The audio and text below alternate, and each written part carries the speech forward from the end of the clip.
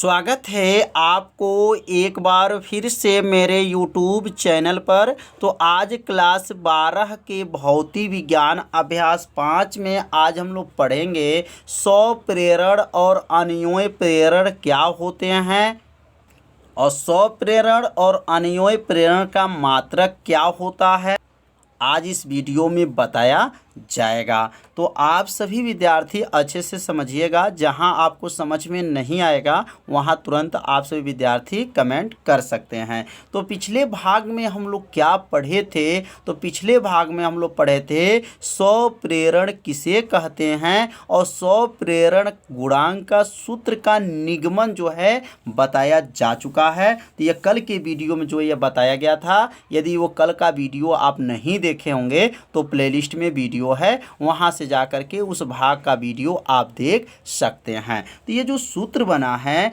ये किसका सूत्र बना है, तो ये स्वप्रेरण गुणांक का ये सूत्र का निगमन किया गया था। किनके नियम से निगमन किया गया था, तो फैराडे के नियम का प्रयोग करके इनका सूत्र का जो है निगमन किया गया था। तो ये जो यल बना है इनका नाम क्या है, तो यल का नाम है स्वप्रेरण गुणांक। तो आज इनका पढ़ेंगे मात्रक और इनका क्या पढ़ेंगे, बीमा। तो अब यहाँ हेडिंग को नोट कर लेंगे कि स्वप्रेरण गुणांक का मात्रक एवं बीमा।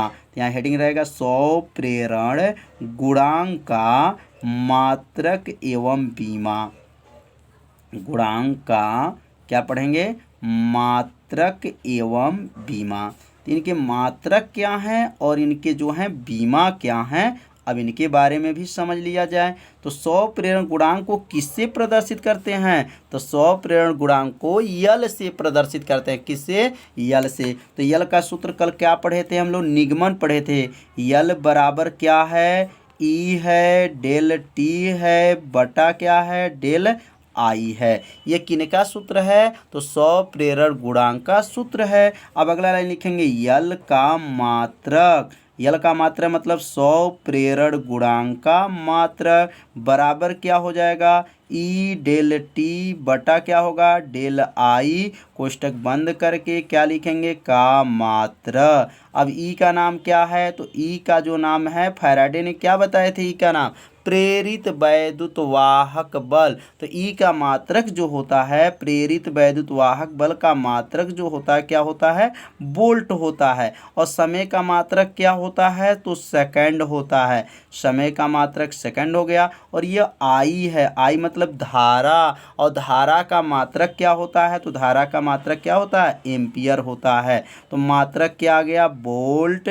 सेकंड प्रति एम्पियर। इसका मात्रक वोल्ट कैसे है, ई का मात्रक जो है वोल्ट होगा और टी का मात्रक जो है सेकंड होगा और आई का मात्रक क्या होगा, एम्पियर होगा। तो वोल्ट सेकंड प्रति एम्पियर आ गया। और दूसरा जो मात्रक है बहुत ही आईएमपी इसका मात्रक है। दूसरा मात्रक भी आप लोग याद रखिएगा, क्योंकि कई बार ये परीक्षा में पूछा जा चुका है कि हेनरी किस भौतिक राशि का मात्रक है। तो याद रखिएगा हेनरी जो है स्वप्रेरण गुणांक का जो है मात्रक है। तो हेनरी को आप लोग याद रखिएगा, किनका मात्रक है, स्वप्रेरण गुणांक का मात्रक है। अब हम लोग पढ़ेंगे यल का जो है इसका बीमा क्या होता है, मतलब स्वप्रेरण गुणांक का बीमा क्या है। अब बीमा भी समझ लेते हैं। तो अब यहाँ पे जो है इसका जो सूत्र लिख लेंगे, स्वप्रेरण गुणांक का सूत्र क्या था, यल बराबर क्या है, ई था और क्या था, डेल टी था बटा क्या था, डेल आई था। मतलब इनका नाम क्या है, तो स्वप्रेरण गुणांक का यह सूत्र है। अब यहाँ पे चाहे तो लिख लेंगे दूसरी लाइन से यल का बीमा। अब यल का बीमा हो जाएगा बराबर जो है, बराबर क्या है, ई है डेल टी है बटा क्या है, डेल आई है। अब यहाँ लिखेंगे का मात्रक, मात्र नहीं क्या बीमा, याद रखिएगा का बीमा, क्योंकि मात्रक हम लोग पढ़ चुके हैं। तो अब बीमा हो गया। अब यहाँ ई का नाम क्या है, तो ई का नाम प्रेरित वैद्युत वाहक बल है और प्रेरित वैद्युत वाहक बल का जो है बीमा बताया जा चुका है। यदि आपको नहीं याद है तब क्या करेंगे, तो अब इसका मतलब प्रेरित वैद्युत वाहक बल का मतलब ई बोला जाता है और ई कितने के बराबर होता है, भी के बराबर होता है। और भी कितने के बराबर होता है, W बटा Q का होता है। इसका मात्रक क्या होगा, वोल्ट होगा, इसका मात्रक क्या होगा, वोल्ट होगा। मतलब ई जो है भी के बराबर, और भी कितने के बराबर होता है, डब्ल्यू बट्टा क्यू का होता है। अब ई को हटा दिया जाएगा और यहाँ पे क्या लिखेंगे, डब्ल्यू बट्टा जो है क्यू लिख लेंगे, और ऊपर क्या है, डेल टी है, बटा क्या है, नीचे डेल आई है। अब यहाँ कोष्टक बंद करेंगे और यहाँ लिखेंगे का बीमा लिख लेंगे। अब देखिए डब्ल्यू मतलब कार्य, और कार्य का बीमा तो आप लोग याद कर लिए होंगे, कार्य का बीमा तो जानते ही होंगे, यम यल स्क्वायर होता है, टी पर -2 होता है। ये किसका बीमा है, तो कार्य का है। और समय का बीमा क्या होता है, तो समय का जो बीमा होता है वह टी होता है, समय का बीमा टी होता है। और आवेश का क्या होता है, तो आवेश का ए टी होता है। और लंबाई का क्या होता है, तो लंबाई का जो लंबाई नहीं, ये धारा है, याद रखिएगा, ये धारा है, धारा आई है, तो धारा का बीमा क्या होता है, ए होता है। तो क्या हो गया, ये इसको ध्यान से बनाइए, ये आई है। तो यम यल स्क्वायर टी पे -2 ये किसका बीमा हो गया, कार्य का हो गया, ये समय का हो गया, यह आवेश का हो गया, और ये धारा का हो गया। अब यहाँ पे क्या होगा, जब इसमें गुणा करेंगे तो क्या बनेगा, अब ध्यान से देखेंगे, यहाँ पर यम है तो यम पहले उतार लेंगे, यल यहाँ पे देखेंगे 2 घात है तो यल के ऊपर 2 घात उतर जाएगा, टी के ऊपर कितना घात है, टी पर जो है माइनस जो है 2 घात यहाँ है, और ध्यान दीजिए, और एक टी यहाँ एक टी यहाँ है, मतलब एक टी से एक टी को काट दिए, मन में समझेंगे काटने के लिए, मतलब यह टी से यह टी जो है कट गया। तो ऊपर जो है कितना टी बचा है, तो टी जो है टी पे माइनस जो है 2 घात ही रहेगा। और नीचे जब देखेंगे तो नीचे क्या बचा है, तो ए में जब ए का गुणा करेंगे तो क्या बन जाएगा, ए का स्क्वायर हो जाएगा। अब ये जो ए स्क्वायर जो देख रहे हैं, ये ए स्क्वायर ऊपर चला जाएगा तो क्या बन जाएगा, यम यल के ऊपर 2 घात टी पर -2, और ये ऊपर जाएगा तो ए के ऊपर क्या हो जाएगा, -2 घात हो जाएगा।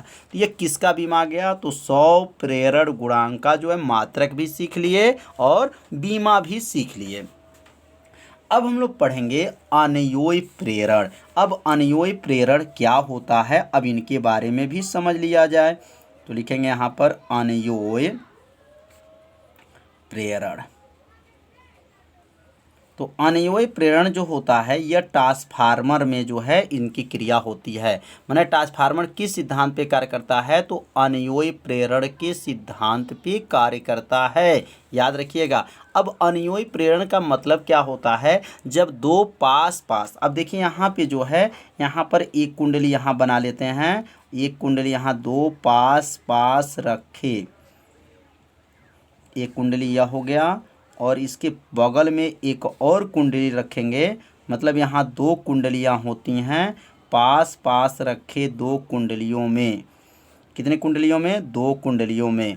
तो यहाँ पे इस कुंडली का नाम है प्राथमिक कुंडली। क्या नाम है, प्राथमिक जो है कुंडली है। और इसका जो नाम है द्वितीयक कुंडली है। क्या नाम है, द्वितीयक कुंडली है।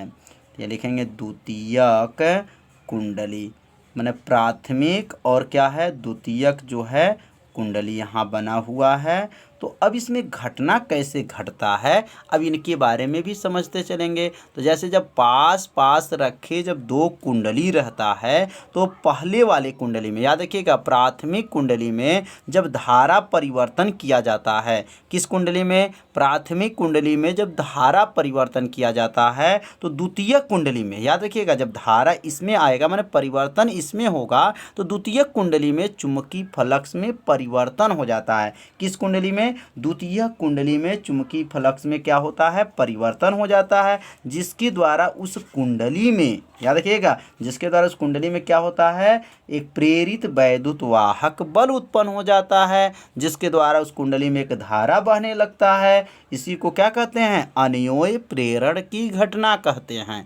तो एक बार और समझिएगा, जब प्राथमिक कुंडली में धारा परिवर्तन करेंगे तो द्वितीय कुंडली में चुंबकीय फ्लक्स का परिवर्तन होगा और प्रेरित वैद्युत वाहक बल उत्पन्न होगा, जिसके द्वारा उस कुंडली में एक धारा बहने लगता है। इस घटना को क्या कहते हैं, अनयोई प्रेरण कहा जाता है। कितना आसान है। तो यहाँ चाहे तो इसकी परिभाषा को लिख लेंगे, जब पास पास रखे, अब यहाँ परिभाषा लिखेंगे, जब पास पास रखे, जब पास पास क्या रखे, पास पास रखे कितनी कुंडलियाँ को, 2 कुंडलियाँ को, 2 कुंडलियों को, 2 कुंडलियों को में, दो कुंडलियों में प्राथमिक कुंडली में, किस कुंडली में? प्राथमिक कुंडली में। प्राथमिक कुंडली में क्या किया जाएगा? तो प्राथमिक कुंडली में धारा परिवर्तन, प्राथमिक कुंडली में क्या करेंगे? धारा परिवर्तन किया जाता है। धारा परिवर्तन किया जाता है। धारा परिवर्तन किया जाता है। अब देखिए किस में धारा परिवर्तन किए हैं? तो प्राथमिक कुंडली में जो है धारा को क्या किया गया है? परिवर्तन किया गया है। और जब धारा परिवर्तन प्राथमिक में करते हैं तो घटना किस में जब जाएगा? द्वितीयक में। अब लिखेंगे यहाँ पर किया जाता है तो द्वितीयक कुंडली में। किस कुंडली में? द्वितीयक कुंडली में। कुंडली में बद्ध चुंबकी, बद्ध, यहाँ लिखेंगे बद्ध चुंबकीय फ्लक्स में क्या होता है? परिवर्तन होता है। बद्ध चुंबकीय फ्लक्स में क्या हो जाता है? परिवर्तन हो जाता है। चुंबकीय फ्लक्स में परिवर्तन हो जाता है। परिवर्तन हो जाता है। हो जाता है। जब चुंबकीय फ्लक्स में जब परिवर्तन हो जाता है तो फलस्वरूप, इसके फलस्वरूप इसमें क्या होगा? एक धारा बहने लगता है। लिखेंगे इसके फलस्वरूप, इसके फलस्वरूप स्वरूप उस कुंडली में, फलस्वरूप उस कुंडली में, उस कुंडली में क्या होगा? उस कुंडली में धारा परिवर्तन या धारा बहने लगता है। धारा बहने लगता है। बहने लगता है। लगता है। तो इस घटना को, तो इस घटना को क्या कहेंगे? इस घटना को अनुयोयी प्रेरण कहते हैं। इस घटना को क्या कहेंगे? अनुयोयी प्रेरण कहते हैं। प्रेरण कहते हैं। तो समझ में आ गया होगा कि अनुयोयी प्रेरण क्या होता है। तो क्या बोलेंगे? जब पास पास रखी दो कुंडलियां होती हैं, कितनी कुंडलियां? दो कुंडलियां होती हैं, और प्राथमिक कुंडली में जब धारा को परिवर्तन किया जाता है तो द्वितीय कुंडली में चुंबकीय फ्लक्स में क्या होता है? परिवर्तन हो जाता है, जिसके द्वारा इस कुंडली में जो है प्रेरित वैद्युत वाहक बल उत्पन्न होता है, जिसके द्वारा इस कुंडली में क्या होने लगता है? धारा बहने लगता है। इस घटना को क्या कहा जाएगा? अनुयोयी प्रेरण की घटना कहा जाता है। अब यहाँ पे जैसे लिख लेंगे। अब जैसे क्या है? तो अब यहाँ जैसे जो एग्जाम्पल लिखा जाएगा, जैसे ट्रांसफार्मर है। क्या है? ट्रांसफार्मर। जो ट्रांसफार्मर जो हम लोग आगे चल के पढ़ेंगे कि ट्रांसफार्मर के जो है कार्यविधि, सिद्धांत सब लोग पढ़ेंगे। तो ये लिखेंगे जैसे इसमें क्या होगा? ट्रांसफार्मर जो है ये घटना किस में होगा?